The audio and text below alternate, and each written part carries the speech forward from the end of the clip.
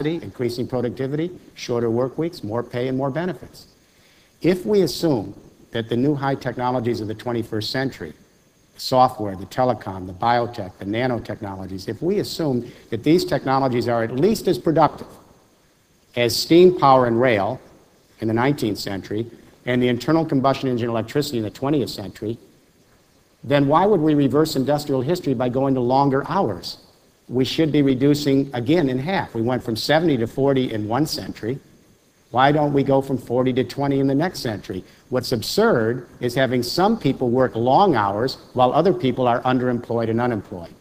Now, to the French model. When the book was published in France, we worked both sides of the aisle because that was the suggestion in the book. I borrowed it from an Arthur Anderson consultant. It wasn't original to me.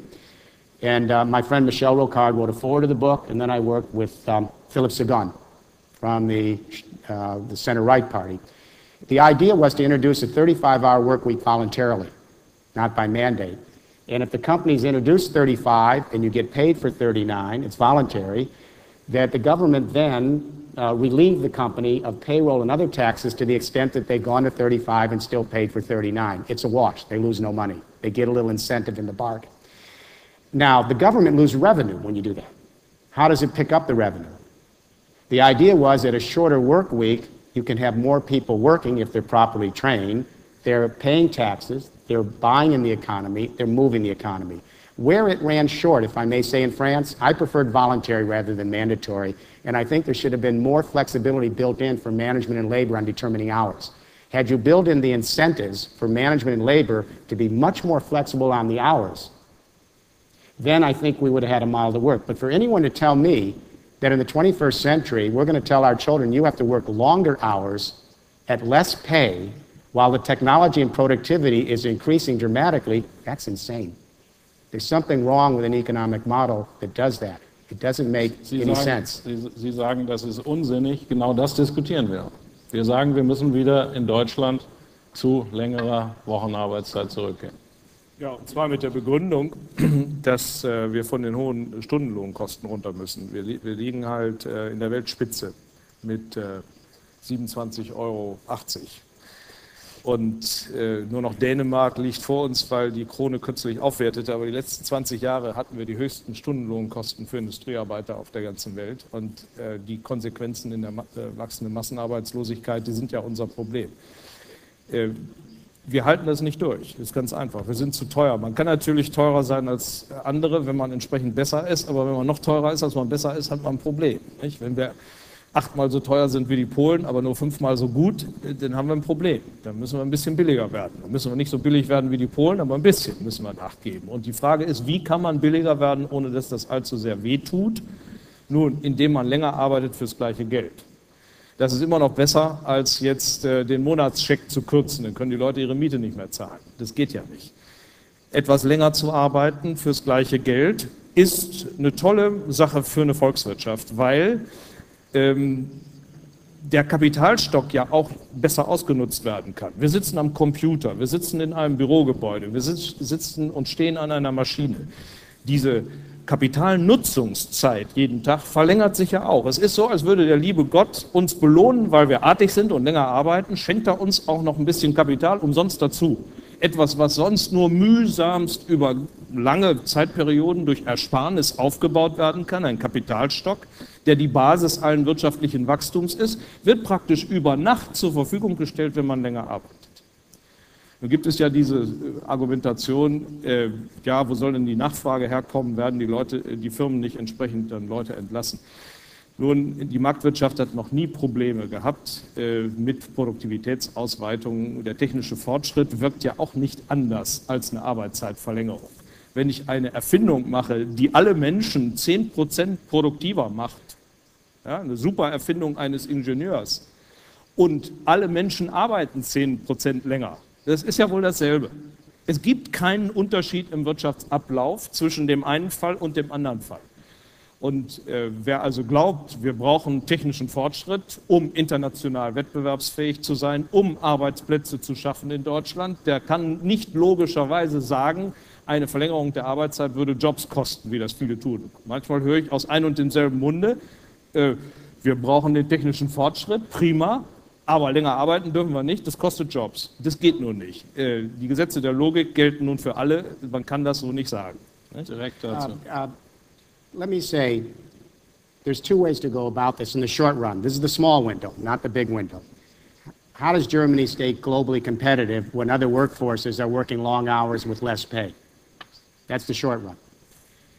You can beggar your workforce so that you can be competitive with the cheapest workforces in the world. That's an alternative. I don't think you're going to like that alternative. Why the cheapest? Or cheap enough to be... Take the Austrians, they work for 21 euros per hour. Right. Why not Granted that. Let me grant that. You could reduce the wages and not be the lowest in the world. But there's another way to do it. Think smart and add value, as we say. Think smart and add value. I'll give you a classic example. You're going to have a great discussion here in Germany about health care this year. Very, very big, robust debate going on in Germany, the United States, all over the world. German industry has said one of the reasons the German workforce is uncompetitive is the high cost of health care. It's taken over payroll taxes. So the workers are committing, 7.5% of their payroll taxes to health care. The employer pays out 6.6%. German industry, the Industrial Association said, this makes us uncompetitive. It's too high. So what do? One alternative is to eliminate the health care. Another alternative is to think smart and add value. The fact is that German workers suffer from a range of diseases. We call them diseases of affluence. We have it in America. We have heart attacks, strokes, cancer, type 2 diabetes, cardiovascular diseases, mental illness, and ADHD. These are diseases that we see in affluent countries. These diseases are rampant. Germany, like America, you're catching up to us in obesity. We're still number one, way ahead of you. But you're catching up to us in obesity. You've dropped your cigarette smoking, but it's still higher than ours. What's the result of all of this lifestyle problems with health? The fact is, we know that German industry loses 42 billion euros a year in lost productivity because workers have health problems. And not only lost productivity from absenteeism, but also from presenteeism, when they're on the job but not working up to par because they have ill health, mental or physical. This is the German economy, 42 billion euros a year. We also know that 60 to 70% of the diseases that plague German workers, like American workers, can be remediated by environmental and lifestyle changes. Now, what do? How do you change the system? In order to add value and work smart, what Germany could have is a great debate on moving from a system where you pay for treating illness to a system where you pay to keep people well. Now, how academic is this? Major companies like Dow Chemical Company, Johnson & Johnson, Procter & Gamble, what they have done, these companies, they said, we're not waiting for changes because the healthcare cost is killing us. They're instituting prevention and enhancement programs on site in their companies. Prevention is where you do the diagnostic testing, the annual checkup. Enhancement is where you change lifestyle. Some of these global companies have introduced gym facilities on site to get the workers healthy. It's all voluntary. Or gym privileges off site. They've introduced nutritional programs to help the workers and their families rethink dietary choices. They've introduced stress reduction programs. They've introduced a whole series of health enhancement programs. Why have they done this? Why would companies do this? What they're finding now is that for every dollar that they invest in these health enhancement programs, the companies are picking up $6 to $8 in savings. Better productivity, less absenteeism, lower health costs. So here's my suggestion for Germany as an alternative suggestion. You're having a great debate. You had some legislation 2 years ago, I think that was introduced in the Bundestag, about a Prevention Health Act for Germany. What was missing from the act was motivation. You can't force a worker to become healthy. You can't mandate it. It's a lifestyle change. What I would suggest is a non-discriminatory voluntary system where the German government says, we will subsidize and underwrite a new industry for wellness, a lot of jobs for people who are going to help provide wellness to companies. Stress reduction, exercise, diet, nutrition, that's a lot of jobs. Secondly, The government can say to companies, if you voluntarily engage in a health enhancement program for your workers, for every dollar you invest in that program, it's voluntary, we give you $1 of tax relief up to a cap, the government.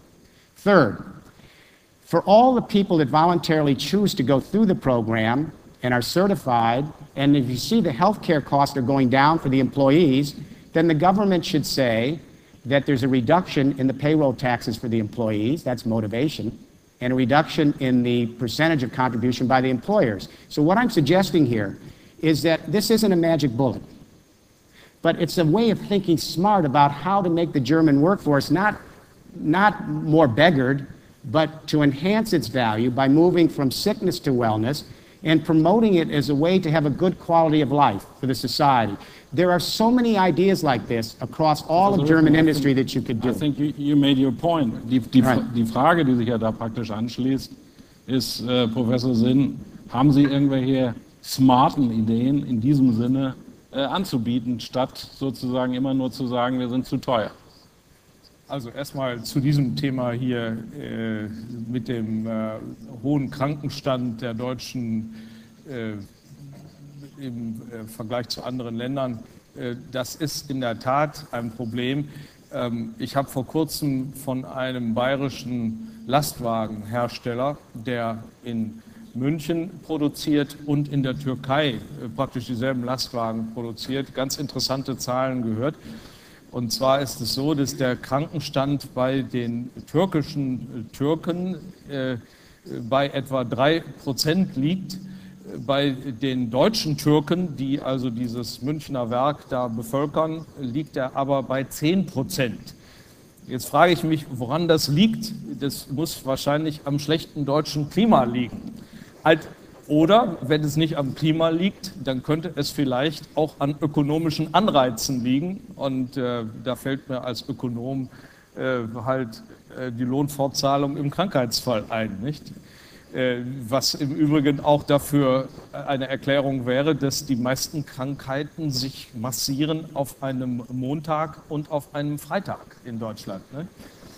Aber das ist jetzt trotzdem ein Randthema. Lassen Sie uns ja gut, das hat er aufgebracht. Lassen Sie uns das wäre jedenfalls mal eine alternative Erklärung im Vergleich zu dem, was Sie auch im Handelsblatt geschrieben haben, dass die Deutschen halt besonders kränkeln. Aber lassen Sie uns zurückkommen. Ich meine, eigentlich war ja das Gesundheitsthema von Professor Rifkin eigentlich nur gedacht als ein Beispiel dafür, mit der These zu sagen, ihr könnt euch doch als Deutsche nicht hinstellen und sagen, eure ganze Arbeitsmarktpolitik besteht darin, den Leuten zu sagen, Löhne flexibilisieren und tendenziell senken. Nein, natürlich nicht. Wir müssen intelligentere Lohnabschlüsse finden und intelligentere Einkommenssicherungssysteme entwickeln, als die wir haben.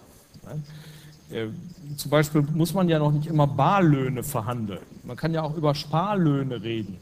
Die Lohnsteigerungen, die da verhandelt werden, die müssen ja nicht vielleicht ausgezahlt werden in voller Höhe. Und vielleicht reicht es, wenn man einen Teil auszahlt und einen anderen Teil in Form von Aktien gewährt.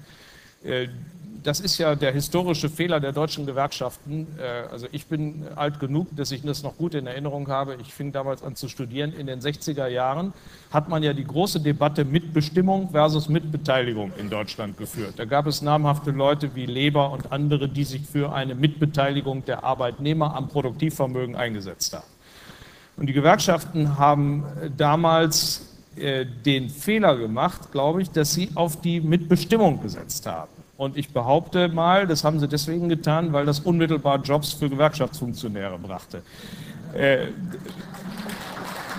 Während die Mitbeteiligung, wenn sie die damals durchgesetzt hätten, und das wäre möglich gewesen, wenn sie es gewollt hätten, dem deutschen Arbeiter mittlerweile nach über 30 Jahren ein kleines Vermögen verschafft hätte. Und dieses Vermögen hätte erstens Zinserträge gebracht und zweitens wäre es einfach da und stünde heute zur Finanzierung des Alterskonsums zur Verfügung. Man hat diese große historische Chance verpasst, aber es ist noch nicht zu